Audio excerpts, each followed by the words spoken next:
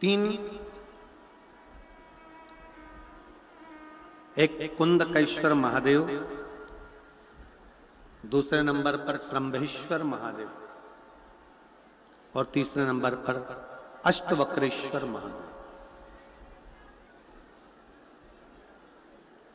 जिस समय पर लगे कि दवाइयां असर नहीं कर रही हैं, तब कुंदकेश्वर महादेव का नाम जरूर लो। डॉक्टर को दिखाओ, जांच कराओ, डॉक्टर की लाई हुई दवाई खाओ, पर साथ में कुंदकेश्वर महादेव का नाम।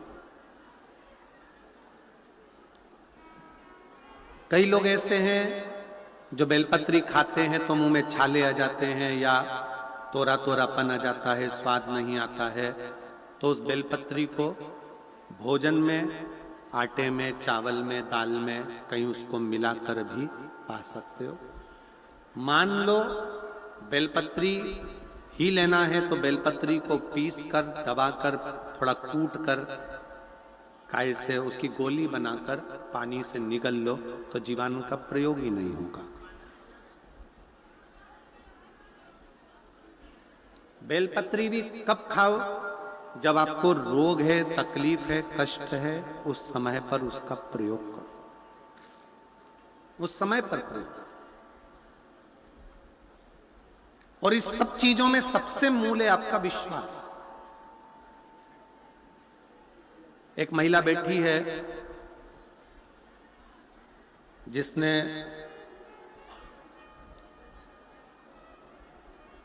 मुंबई, पूना, दिल्ली सब दूर इलाज करवाया, 5 साल, 7 साल, 8 साल, 9 साल, 10 साल, पर औलाद का सुख नहीं आया। 11 साल निकल गए, 12 साल निकल गए, 14 साल निकल गए, 18 साल निकल गए, 20 साल निकल गए, 21 साल निकल गए, 22 साल निकल गए, 24 साल निकल गए, 26 साल निकल गए, 27 साल निकल गए, 28 साल निकल गए, पर औलाद का सुख नहीं आया। बढ़ते बढ़ते 30वें वर्ष में प्रवेश करा, तब किसी ने कह दिया, चलते फिरते व्यक्ति ने, तुम्हारी औलाद नहीं है, 27-28 साल हो गए, तुम्हें अगर संतान नहीं है, डॉक्टरों से हार गए हो, तो अब वो कहती है अब क्या औलाद होगी? जो 27 साल, 28 साल, 30 साल शादी को हो गए, तो अब क्या औलाद हो?